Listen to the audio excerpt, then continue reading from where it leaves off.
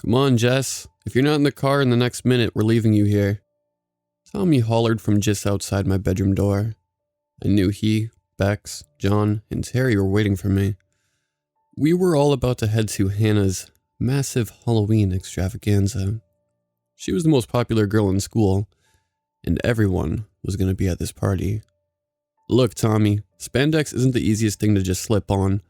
I'll be there as soon as I can, I yelled back, struggling to get my costume on. I was going as Harley Quinn. Tommy was Bane, Bex was Poison Ivy, John was Batman, and Terry was Wonder Woman. Yeah, well, Becca had no trouble getting hers on. Hurry it up in there, he retorted. And with that, I heard shuffling as he walked away towards the car.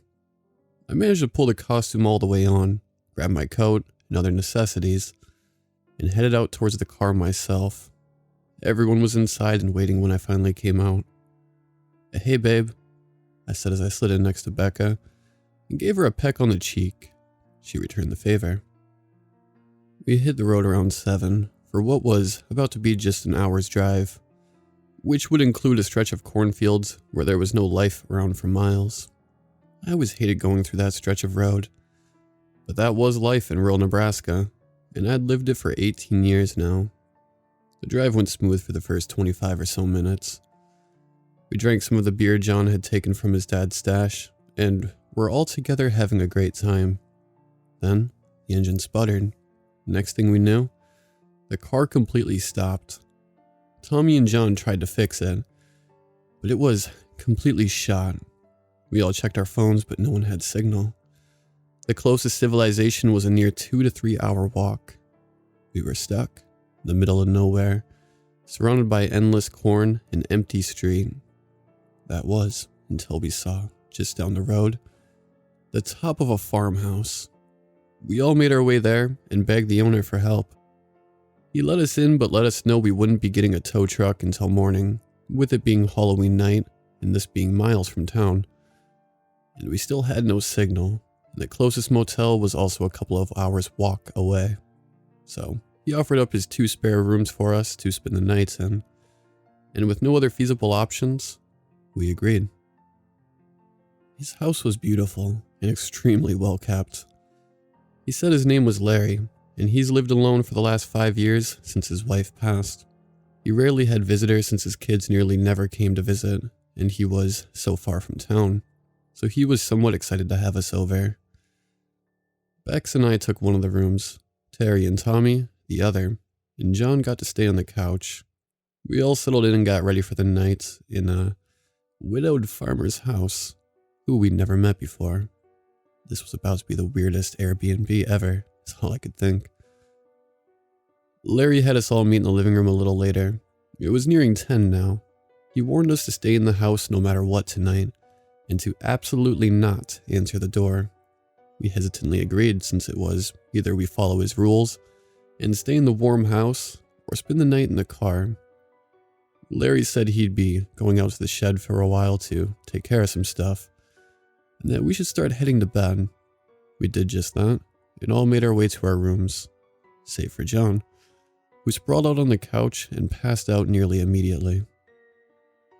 Becca and I, however, couldn't sleep at all. We sat up discussing the weirdness of the situation.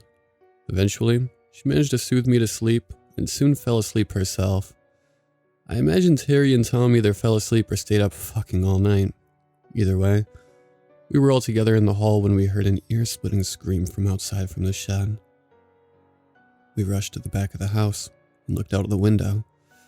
We barely had sight into the shed, but it was enough for us to see Larry collapse with a gardening tool jammed in his head. We all shrieked in horror, some more manly than others. Tommy would have wanted me to add that. Tom took the lead as we made our way back to the front to try to get the hell out of there because whoever killed the farmer came for us. We all agreed the closest things to weapons we could find to be safe, and Tom reached to open the front door. It swung open, and what was there was a scarecrow. What kind of sick fucking joke is this? Were Tommy's last words as he reached to move the scarecrow out of the way. As he grabbed it, it grabbed back. Then it raised its free hand, which held a gardening trowel. and then shoved said trowel down Tom's throat. The rest of us booked it for the back door. We froze short as we looked out the window and saw the house being surrounded by the murderous crop protectors. Holy shit, we're so fucked, Becca said in a panicked voice I'd never heard from her before. They're just scarecrows, right? It can't be that hard to take them out and clear a path, I said, trying to sound reassuring, and like I believed what I was saying. That facade faded fast, with John's next words. Jess, do you see how fucking many of them there are? Plus the car's dead and there's no town for almost 20 miles. Even if we clear a path, where in the hell are we gonna go? He was right. I didn't want to admit it, but he clearly was. There were at least 20 to 30 of them easily, and only 4 of us, dressed like fucking DC Comics characters. What a way to go out, thought to myself. Well, there's gotta be something we can do. We can't just sit here and die. Doesn't Larry have any kind of vehicle? Desperation began creeping into my voice, and I knew it. He said his truck is messed up like ours. He just rarely goes to town, so he hasn't worried about fixing it. But maybe there's a tractor out there. That would work, if we can get past them. The keys are probably in the shed. I'll open the back door, and we can book it and try to chop any down that come for us. This was when we finally realized the scarecrow from the front door had nearly cleared the space between us and the door. We booked it out back, John in front, and Terry bringing up the rear. The plan went well the first few yards. We took out a few of the hay-filled killers. It seemed we'd make it out relatively unscathed, save for a forever fucked up psyche. However, we suddenly heard a shriek from the back of the line. We turned to see Terry being swarmed by 3 scarecrows. We rushed to help her, but it was too late. She was split near completely in half at the waist. John had to pull Becca and me away from our near-dead friend, just as he turned to lead us away. He was attacked by a shovel-wielding straw man. Becca took it down with Larry's cane and beat it repeatedly. When she felt satisfied, she stood and stared at me with the most maniacal grin I'd ever seen. By the time we got our wits about us again and turned to help John, we realized he'd been dragged away by one of our attackers. We found him in the shed, the same tool that was once used to end the life of lonely farmer Larry, now was being used to torture John. I took a weed whacker to the scarecrow and didn't stop until there was nothing but a pile of straw and torn clothes left. We locked the shed and barricaded the door. I went looking for any keys for any farm vehicle I could maybe find. Out of near 30 of these fuckers, we'd taken out maybe 10 or 12, so we still had a hell of a fight ahead of us. Fortunately, they moved extremely slow and were easy to take out. Bax went to tend to John's wounds. It took what felt like hours to search through the mess in the shed I imagined Larry made while struggling with his attackers earlier. Finally, I found a ring full of keys and went back to Becca and John. She gave me the bad news that he succumbed to his wounds. I showed her the keys and told her we needed to get out now. We loaded up, me with the weed whacker and Becca with a hedge trimmer, and prepared to give those bastards hell until we found a tractor and got out of this nightmare. We threw open the door and found ourselves staring down the last 20 or so straw men.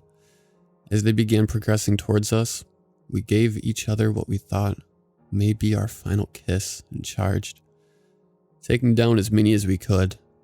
Eventually, we had enough of a path.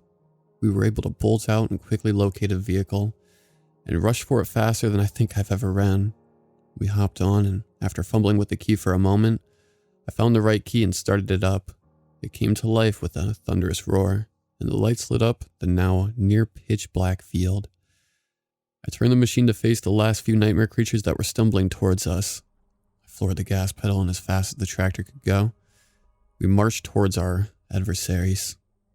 Hearing the crunches under the tire was the most satisfying sound I'd heard in God knows how long.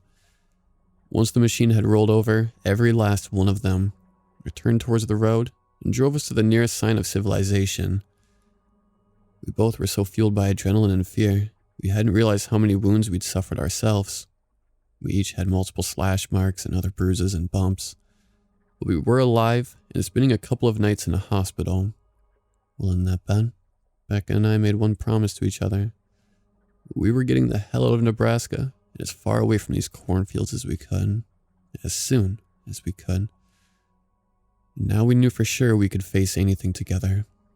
It was in that hospital she revealed to me she had planned to propose at that Halloween party, and I ecstatically accepted when she asked officially. The cops found everything. They tried their best to find a reasonable explanation.